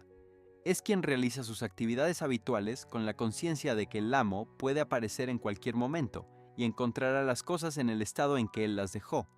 Esa conciencia cambia la calidad del trabajo ordinario. Le da un peso de responsabilidad que el trabajo sin esa conciencia no tiene. Y ese peso no es una carga, sino una orientación que da dirección y propósito a lo que de otra manera podría sentirse como pura rutina. La pregunta de si los cuervos sobre Jerusalén son simplemente cuervos o son también una señal no tiene que responderse de una manera que excluya la otra, pues pueden ser ambas cosas al mismo tiempo.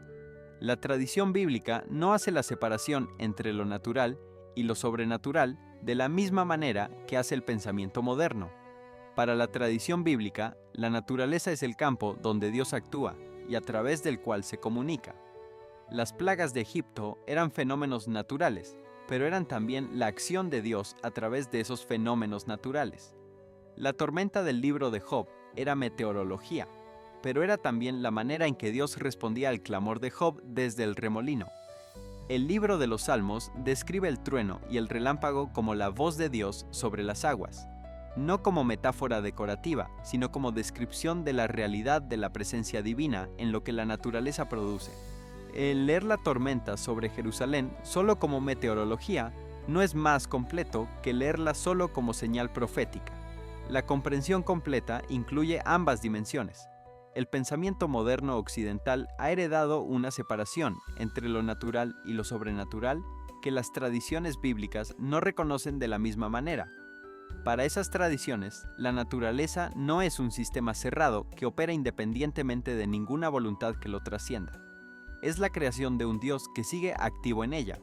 que la sostiene en existencia momento a momento, y que actúa a través de sus procesos de maneras que los ojos entrenados pueden reconocer, aunque los instrumentos ordinarios no puedan medir esa acción directamente. Esa cosmología diferente no es ni más ni menos racional que la cosmología del naturalismo cerrado que domina el pensamiento científico moderno. Es diferente en sus presupuestos, y los eventos que estamos examinando, con su combinación de verificabilidad empírica y de resonancia profética específica, no se dejan capturar cómodamente en ninguno de los dos marcos por separado. Requieren la capacidad de habitar ambos al mismo tiempo. Las generaciones que han leído los textos proféticos a lo largo de la historia han llegado a momentos en que las señales que esos textos describen parecían particularmente visibles en el presente que habitaban. El año 70 de la Era Común, cuando el templo fue destruido y Jerusalén fue arrasada. El año 1096, cuando las cruzadas pusieron en marcha un movimiento que cambiaría la geografía política y religiosa de Medio Oriente para siglos. El año 1948, cuando el Estado de Israel fue proclamado después de que el Holocausto había reducido la población judía europea a una fracción de lo que era. Cada una de esas generaciones tuvo razones para creer que vivía en el umbral del cumplimiento final, y cada una de ellas tuvo también que continuar viviendo después de que el umbral no se cruzó de la manera que esperaban. Esa historia de expectativas que se ajustaron sin el cumplimiento final en el horizonte esperado no invalida la lectura de las señales actuales. La impone una humildad que las distingas de la certeza que cada generación anterior tuvo sin justificación suficiente. Pero también distingue el periodo actual de esas generaciones anteriores en algunos aspectos específicos, que hacen que el patrón de señales sea más completo que en cualquier periodo precedente. La dispersión del pueblo judío, que duró casi 2000 años, y el regreso a la tierra, que se completó con la formación del Estado de Israel en 1948 son, según los textos proféticos, el marcador fundamental del tiempo final. Y ese marcador, que ninguna de las generaciones anteriores podía señalar porque el regreso todavía no había ocurrido, está ahora presente con una claridad que no requiere interpretación especial. El pueblo regresó, la tierra está habitada, el Estado existe, y ahora, sobre ese fondo, las demás señales se acumulan con la densidad que el periodo que viene después del regreso es el que los textos describe como el periodo de la resolución final. Los fenómenos de la naturaleza que hemos examinado, la tormenta, el granizo, los relámpagos, las grietas en el monte, el sonido en el cielo, los cuervos, las langostas, los terremotos, todos ellos ocurren sobre ese fondo.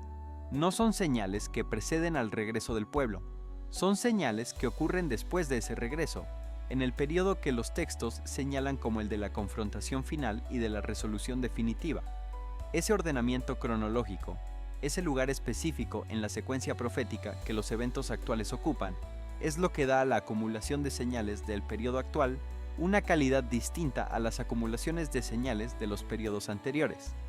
No es que las señales individuales sean más dramáticas que las señales de otros periodos, es que ocurren en el lugar correcto de la secuencia para ser las que los textos describen como las señales del periodo final.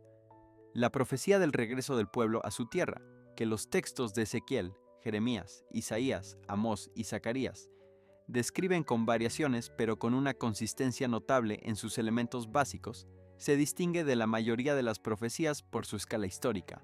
No describe un evento que dura días o meses, describe un proceso que dura generaciones, la dispersión entre todas las naciones, el periodo largo de exilio y el regreso que ocurrirá en el tiempo de Dios, no en el tiempo de las conveniencias políticas humanas. Y ese proceso, con su escala de siglos, fue descrito con la precisión suficiente como para que cuando ocurrió fuera reconocible como su cumplimiento por cualquier observador que conociera los textos. Los textos decían que el pueblo sería reunido de entre todas las naciones donde había sido dispersado, y el siglo XX vio ese proceso de reunión de distintos países de todos los continentes, con una escala que ningún proceso migratorio voluntario de la historia humana puede replicar. El Estado de Israel es una nación de inmigrantes de más de 100 países distintos. Esa diversidad de orígenes, esa reunión desde todos los puntos de la dispersión, es el cumplimiento visible y verificable de la promesa que los textos formularon con 2000 y más años de anticipación. Sobre ese cumplimiento verificado se asienta la credibilidad de las señales adicionales que los textos describen como pertenecientes al mismo periodo. Si el regreso se cumplió como estaba escrito, hay razón para tomar en serio las demás afirmaciones del mismo texto sobre lo que ocurrirá después del regreso. Y lo que esas afirmaciones describen como lo que ocurrirá después del regreso, incluye la presión de las naciones sobre Israel, la preparación del templo, los fenómenos extraordinarios en el cielo y en la tierra, y finalmente la intervención directa de Dios, que resolverá el conflicto de una manera que ningún análisis de los recursos militares de los actores involucrados podría predecir. Ese es el horizonte que los textos describen.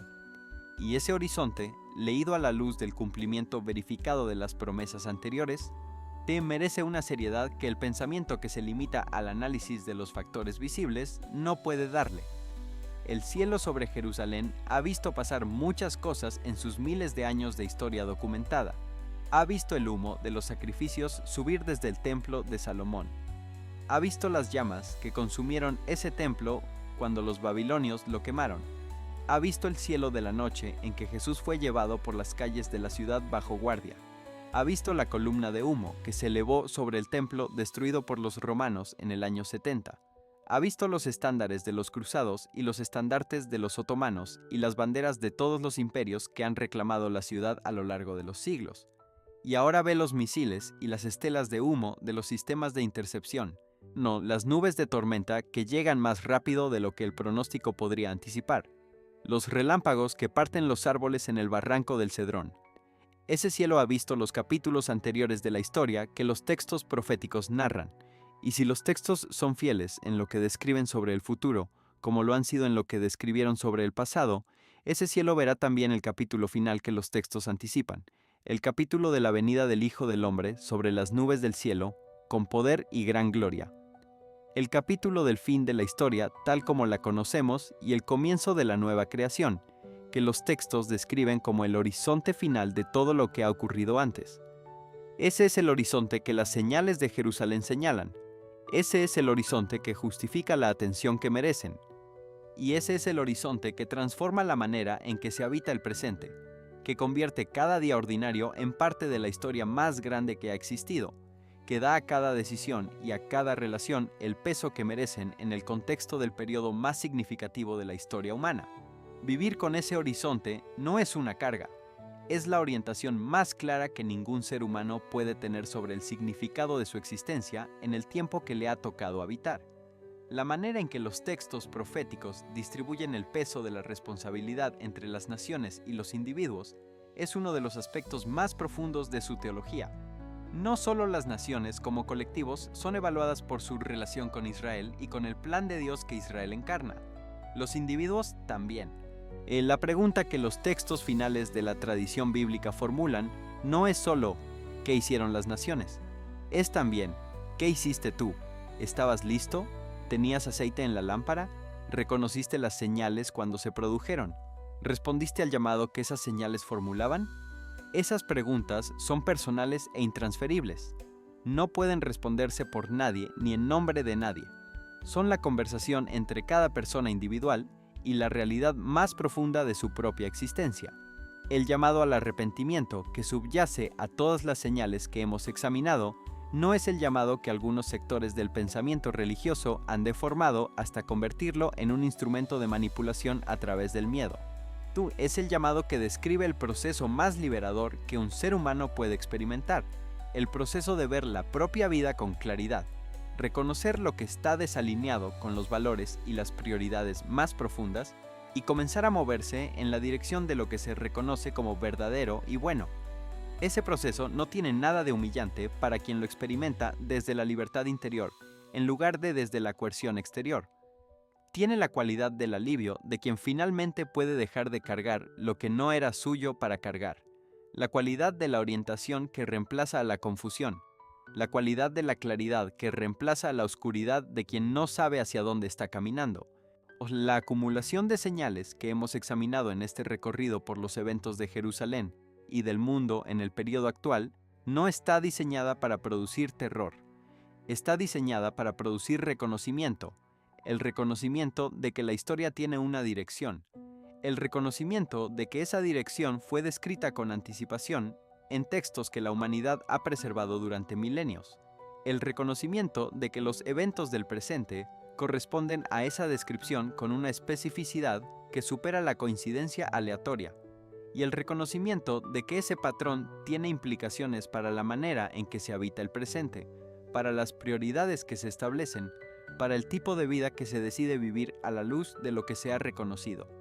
Los cuervos sobre el horizonte de Tel Aviv, el granizo que cayó sobre las piedras antiguas de Jerusalén como proyectiles del cielo, el rayo que partió el árbol en el barranco del Cedrón, con la fuerza de lo que el Salmo describe como la voz de Dios, las grietas en la ladera del monte que el profeta describió como el lugar de la fractura, que señalará el regreso del Mesías, el sonido en el cielo que nadie pudo identificar, pero que las grabaciones documentan, los 130 sismos en 24 horas que hacen temblar el suelo bajo los pies de la civilización, en múltiples puntos del planeta, las langostas que consumen los campos con la velocidad de lo que el libro de Joel describió como el ejército del Señor, los preparativos del templo que avanzan con la seriedad de quien cree que lo que prepara será usado, el conflicto que pone en juego la existencia del Estado de Israel en el mismo lugar donde los textos dicen que la intervención divina final tendrá lugar.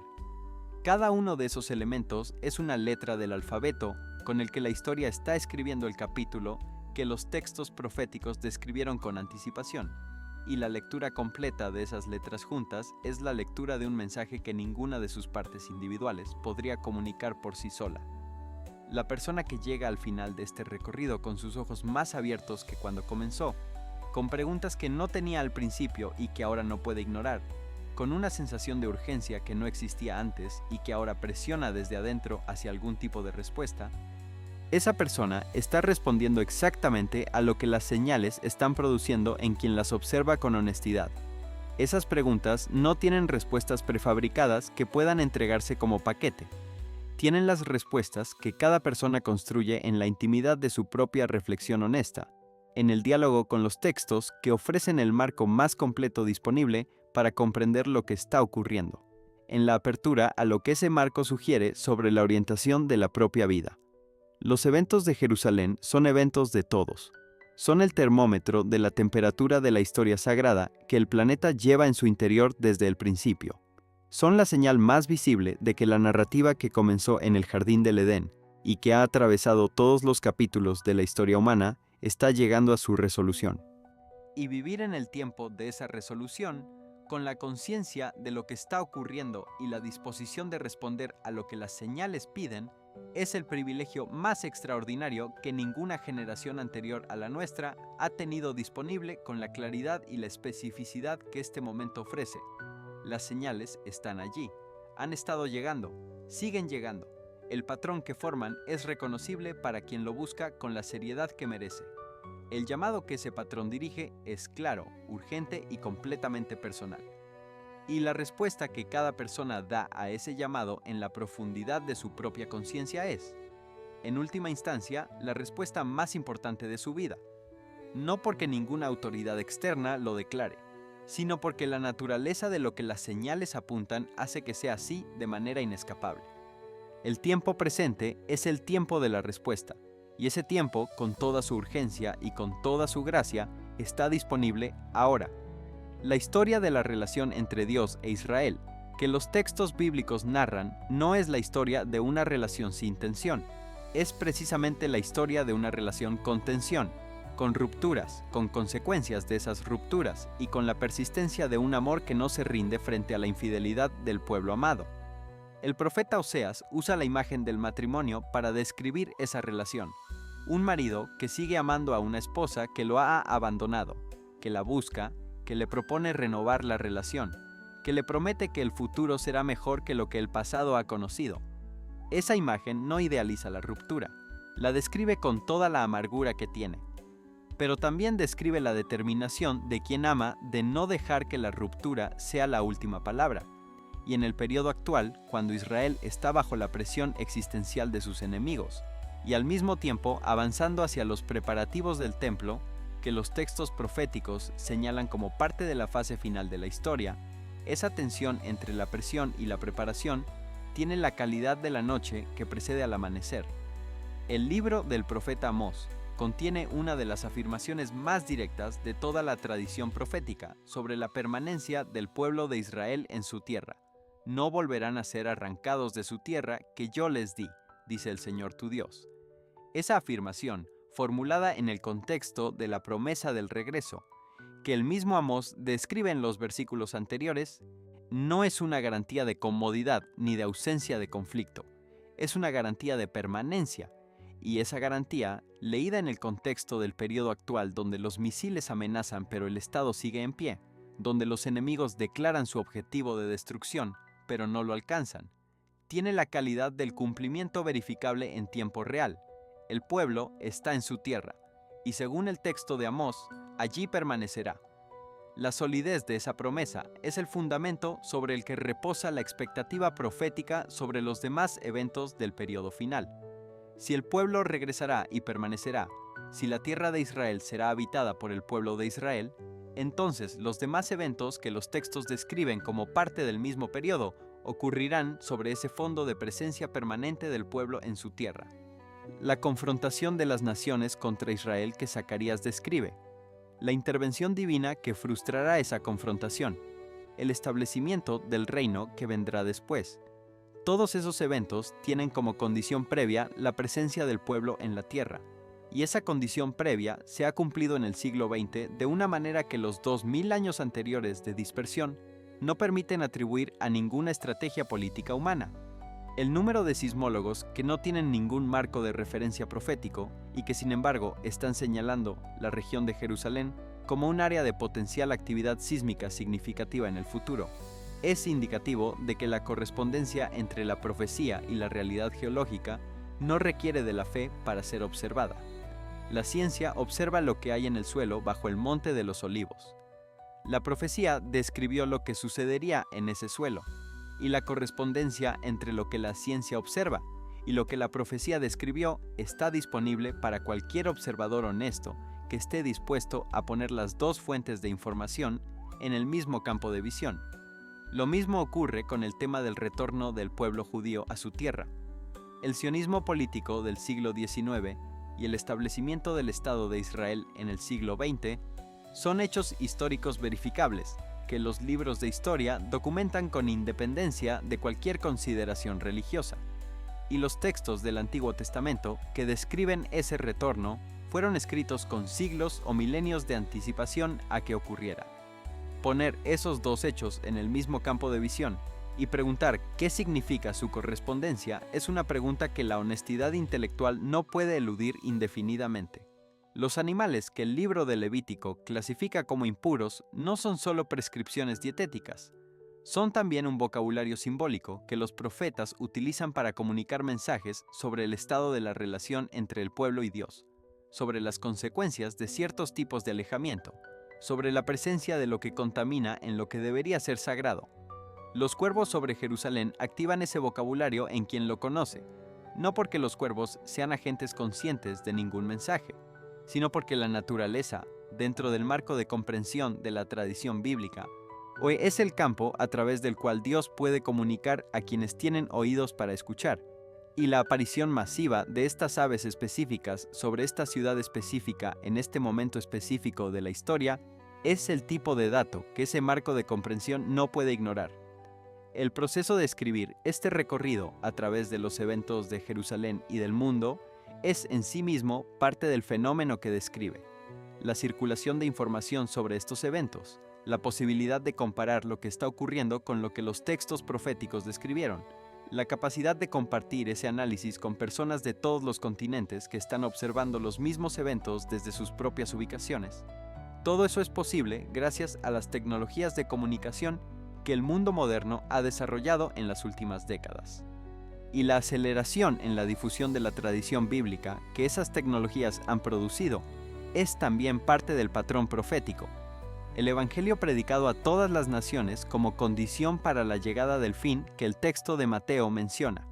Esa condición se ha acercado al cumplimiento en el siglo XX y XXI de una manera que ningún periodo histórico anterior podía reclamar con la misma amplitud geográfica y la misma accesibilidad individual. El mundo no está solo en el período que estamos examinando. Los textos proféticos describen la presencia activa del Dios que sostiene la historia en sus manos incluso en los momentos de mayor oscuridad y mayor presión. Esa presencia no elimina el dolor ni la dificultad. No convierte la tormenta en suave brisa, ni los misiles en fuegos artificiales. Pero sostiene a los que confían en ella de una manera que los análisis de recursos externos no pueden predecir ni explicar. Y esa sostenibilidad, esa capacidad de mantenerse orientado y funcionando bajo una presión que debería destruir la capacidad de funcionar, es uno de los testimonios más poderosos que las tradiciones de fe han producido a lo largo de su historia. El testimonio de personas que atravesaron lo que parecía insuperable sin perder la esperanza que los textos proféticos les habían dado como herramienta para habitar lo inhabitable. La invitación que todas estas señales extienden es también personal y directa. No es una invitación abstracta a creer en algo vago. Es la invitación a conocer los textos que describen lo que está ocurriendo, a leerlos, a compararlos con los eventos documentados, o a preguntarse qué implican para la propia vida, a responder a esa pregunta con la honestidad que merece, y a vivir desde la respuesta que esa honestidad produce, con la orientación que el reconocimiento da, con la preparación que el momento requiere, y con la esperanza que los textos ofrecen a quienes los leen, con la seriedad que el periodo más significativo de la historia humana merece. El agua que corrió por las calles de Jerusalén después de la tormenta lo hizo con la velocidad de lo que no tiene dónde ir. El suelo ya saturado, los desagües ya desbordados, las calles inclinadas que se volvieron cauces naturales de lo que la tormenta había derramado en exceso. Esa agua tocó las mismas piedras que las caravanas de peregrinos han tocado durante milenios caminando hacia el templo. Las mismas piedras que pisaron los profetas cuando subían a Jerusalén. Las mismas piedras que los romanos mojaron con la sangre de sus conquistas y que los cruzados consagraron con las oraciones de su devoción sincera pero violenta. El agua de la tormenta lavó esas piedras de la manera en que el agua siempre ha lavado lo que toca, sin distinción entre lo sagrado y lo ordinario, sin respeto por las categorías que los seres humanos establecen sobre la superficie de las cosas. Y en ese lavado sin distinción hay algo que los textos bíblicos reconocen como característico del juicio: la universalidad de lo que no hace acepción de personas ni de lugares. La lluvia que cae en Jerusalén en los textos bíblicos tiene siempre una carga de significado, que el agua en cualquier otra ciudad no tiene de la misma manera. Es la lluvia temprana y tardía que el Deuteronomio promete como parte de la bendición por la fidelidad al pacto.